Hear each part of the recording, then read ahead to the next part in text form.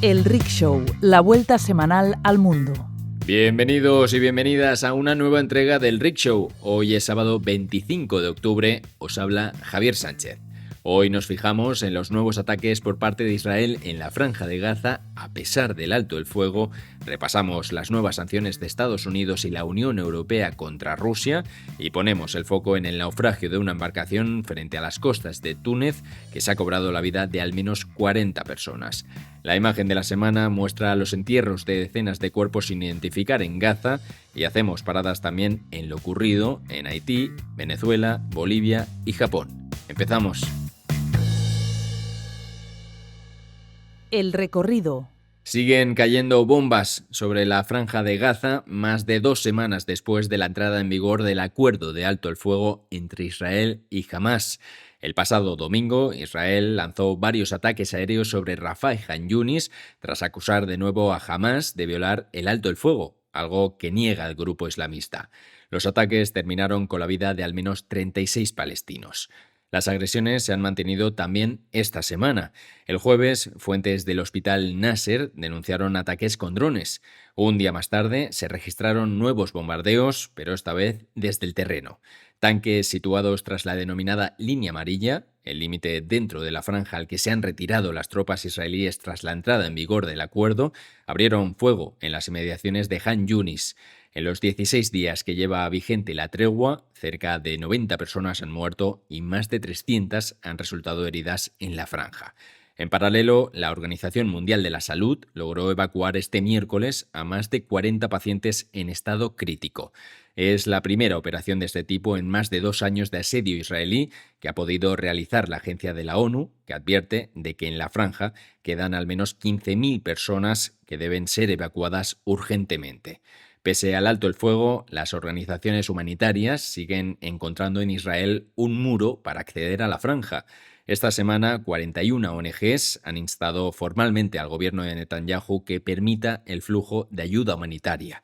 Según Hamás, solo han entrado en la franja 986 de los 6.600 camiones que estaban previstos desde que se firmó el acuerdo el pasado 10 de octubre.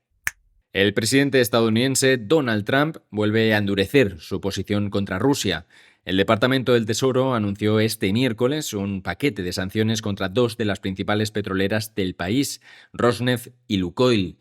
La medida, muy similar a la tomada hace una semana por el Reino Unido, es especialmente relevante, puesto que es la primera vez que Trump toma esta clase de decisiones contra el Kremlin desde su vuelta al poder a inicios de este año. No obstante, la Casa Blanca ha mostrado su deseo de revocar las sanciones, pero para ello, afirma, es necesario que Putin dé garantías de acabar con la guerra, algo que no parece estar cerca.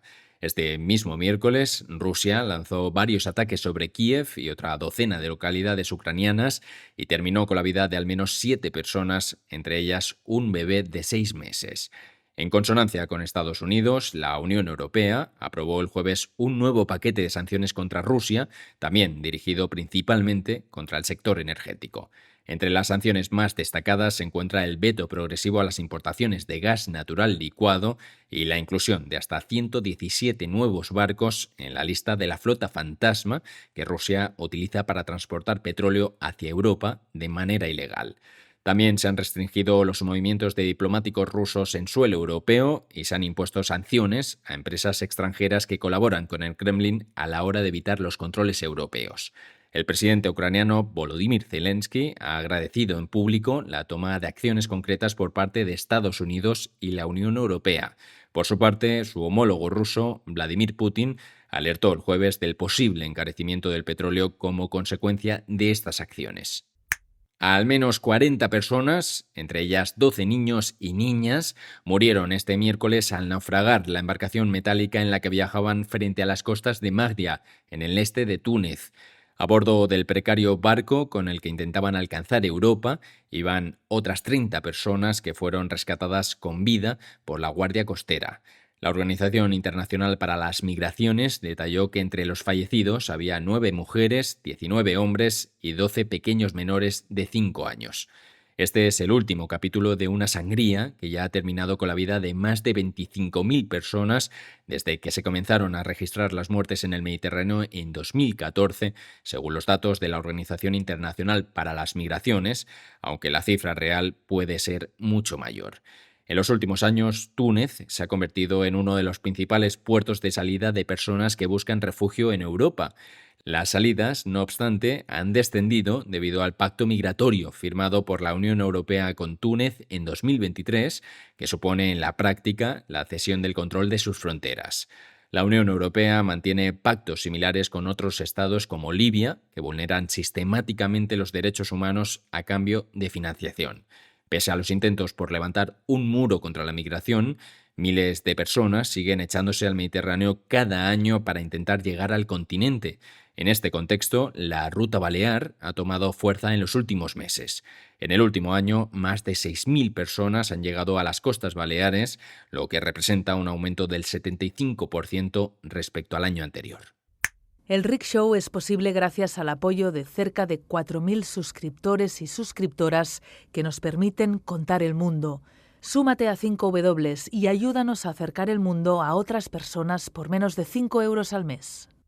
La imagen. La imagen de esta semana del fotógrafo Omar Ashtawi muestra a un grupo de ciudadanos palestinos congregados en Deir al-Balá, en el centro de la franja, frente a decenas de cuerpos sin identificar de palestinos que habían sido retenidos por las fuerzas israelíes.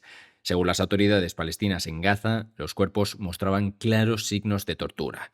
Y mientras en la franja miles de gazatíes aprovechan el cese de los bombardeos para buscar los cuerpos de familiares enterrados bajo los escombros, en Israel el Parlamento aprobó este miércoles una propuesta de anexión de los territorios ocupados de Cisjordania.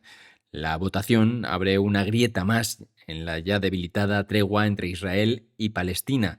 En respuesta, el vicepresidente de Estados Unidos, J.D. Vance, viajó hasta Israel con la intención de asegurar la continuidad del acuerdo de paz y rechazó la idea de una eventual anexión de Cisjordania, algo que definió como un insulto. Otras claves. Nuevo capítulo en la lucha contra las pandillas en Haití. Bajo el mandato de Naciones Unidas, el país ha desplegado una nueva fuerza para hacer frente a la violencia armada de los grupos que controlan gran parte de la capital y alrededores.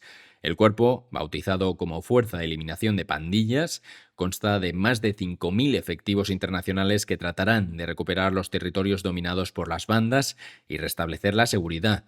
Las operaciones se iniciaron esta semana en el departamento de Artibonite, al norte de la capital, Puerto Príncipe, e incluyeron acciones para despejar carreteras de la región cortadas por pandilleros, según fuentes oficiales. Pese a los esfuerzos por restablecer la seguridad, la violencia en Haití sigue siendo alarmante. Más de 2.000 personas, entre ellas 16 niñas y 29 niños, fueron asesinadas solo entre junio y agosto de este año, según un informe de Naciones Unidas. En ese tiempo también se produjeron 334 secuestros, una cifra mayor que los registrados durante los 3 meses anteriores. La cifra de desplazados también se dispara.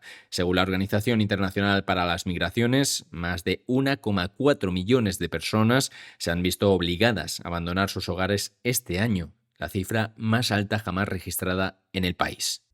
Y volvemos a hablar de Estados Unidos, que mantiene la presión sobre Venezuela con nuevos ataques a supuestas narcolanchas, después de que la semana pasada el presidente estadounidense Donald Trump confirmase haber aprobado operaciones encubiertas de la CIA en territorio venezolano. Esta semana, 2 ataques cerca de las costas de Colombia acabaron con la vida de todos los tripulantes de las embarcaciones. El representante del Departamento de Guerra de Estados Unidos, Pete Hegseth, advirtió de que los ataques seguirán produciéndose. En total ya se han registrado 9 ataques a embarcaciones venezolanas. Y a estos ataques también hay que sumar los ejercicios aéreos de bombarderos cerca de aguas venezolanas. Frente a la escalada militar de Trump, el presidente venezolano Nicolás Maduro instó a Estados Unidos a evitar la guerra con un mensaje de calma. Decirle al pueblo de Estados Unidos, no a la guerra. No queremos una guerra en el Caribe ni en Sudamérica. No, not war, just peace. Nos vamos ahora hasta Bolivia. La segunda vuelta de las elecciones presidenciales ponen fin a casi 2 décadas de socialismo y abren una nueva etapa con Rodrigo Paz Pereira como gran protagonista. El domingo se hizo con la victoria tras obtener cerca del 55% de los votos frente al 45% de su rival, Jorge Quiroga. La llegada de Paz al Palacio Quemado, que no se hará oficial hasta el próximo 8 de diciembre, supone un giro radical en la política boliviana. Durante toda su campaña, Paz ha asegurado que mantendrá los programas sociales a la vez que impulsará la inversión privada, entre otras medidas. Por el momento, su gobierno tendrá que hacer frente a una tasa de inflación en máximos y un contexto de desabastecimiento de combustibles. En clave internacional, la victoria de Paz abre la puerta a posibles acercamientos con Estados Unidos. Uno de los primeros en felicitarle fue precisamente Christopher Landau, subsecretario de Estado de Estados Unidos. Y terminamos esta ronda de noticias breves en Japón. Allí la ultraconservadora Sanae Takaishi se convirtió el martes en la primera mujer en asumir el cargo de primera ministra de Japón tras obtener la aprobación de las dos cámaras que conforman el Parlamento japonés. Miembro del Partido Liberal Democrático, Takaishi sucede a Shigeru Ishiba, quien dimitió el pasado septiembre tras perder la mayoría parlamentaria. La nueva primera ministra estará al frente de un país con una escasísima presencia de mujeres en puestos de poder. En el Parlamento, solo el 16% de los escaños están ocupados por mujeres. Takaishi asume el cargo en un momento crítico para Japón, marcado por una economía estancada que a su vez sufre los efectos de una inflación en aumento, además de una natalidad en descenso y una población cada vez más envejecida. La nueva primera ministra también tendrá que afrontar retos en materia internacional, con una debilitada alianza con Estados Unidos y el aumento de las tensiones regionales, especialmente con China. Esta semana en 5W publicamos una crónica de larga distancia de Agus Morales con fotografías de Bruna Casas que explora una pregunta. ¿Puede crecer una flor en el desierto? Para ello han viajado hasta el mar de Aral, que en la década de 1960 era el cuarto lago más grande de todo el mundo. Pero el ecosistema se rompió y hoy el mar de Aral ha perdido el 90% de su extensión. En esta crónica cuentan cómo se produjo esa catástrofe climática, pero también cómo personas y colectivos diversos buscan ahora soluciones imaginativas. Y hasta aquí el Rick Show de hoy. Muchas gracias por escucharnos. Si quieres enterarte de todo lo que pasa en el mundo, no olvides seguirnos desde cualquiera de tus plataformas de audio favoritas.